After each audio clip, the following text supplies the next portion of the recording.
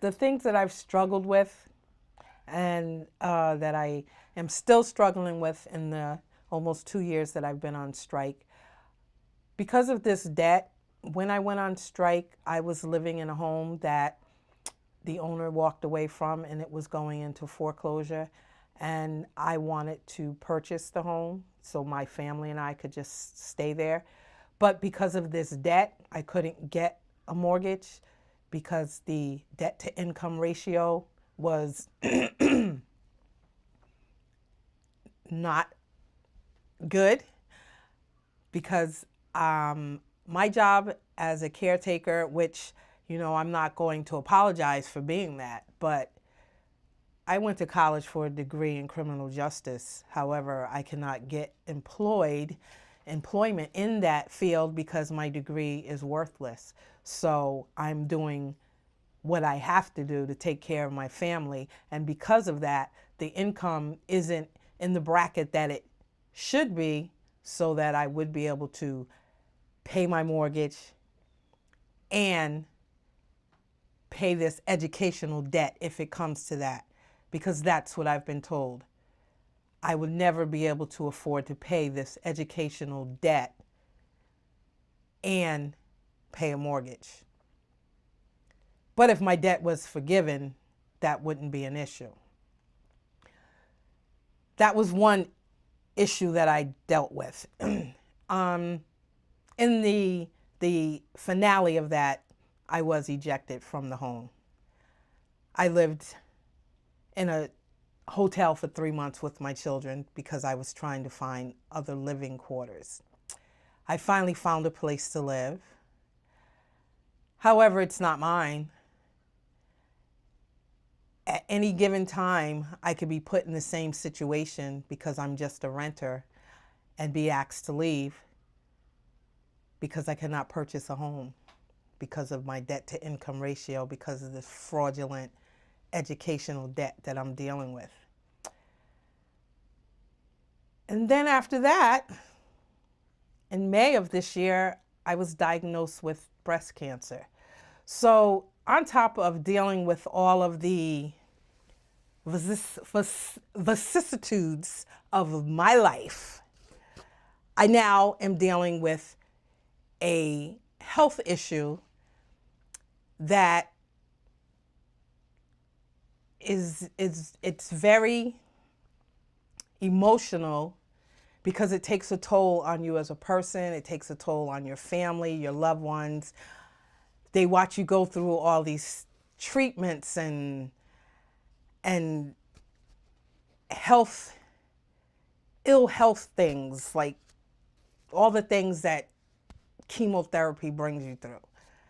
So on top of having to deal with knowing that I can never, at least at this point in time, provide my family with a stable place to live that I can call my own, I'm dealing with this health issue that has just taken this tremendous toll on my physical body, my emotional self. And even with all of that, I'm still fighting this debt. I have a handicapped child that I take care of. He's 24-hour care. So I have to do that. I'm dealing with my own health issues. I'm a single parent. I have a fraudulent debt, and I'm living at the mercy of landlords. What I want is the government that I voted for, that my vote helped put into office, I want them to do their job. Nothing more, nothing less. If they did their job,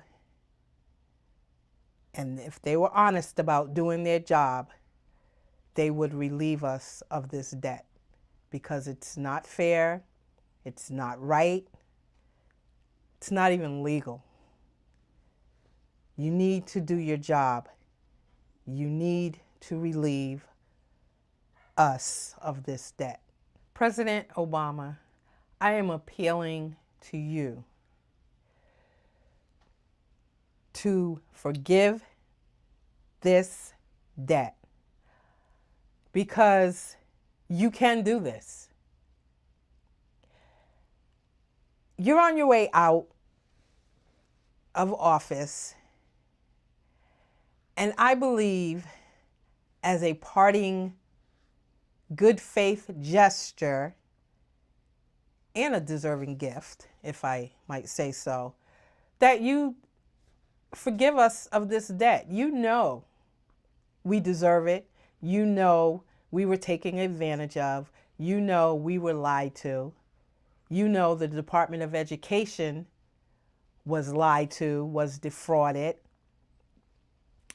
They gave money on behalf of students that these for-profit schools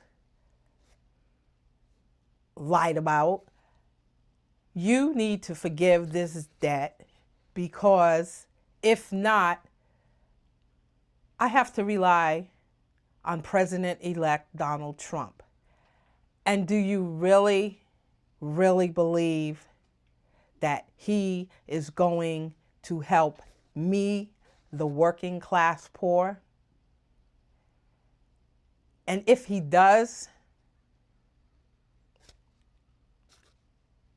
I just wouldn't even know what to say. But I mean, that is such a tremendous, this debt is such a tremendous thing to put into his hands, when it's in your hands, your party, your cabinet, your administration, to do something about it. It's your job. It's their job. You have the power. And you're leaving. And we're appealing to you this one last time. This is like our last chance to get the justice we deserve. Please forgive these debts before you leave office. You have the power to do it, and we're expecting you to do that.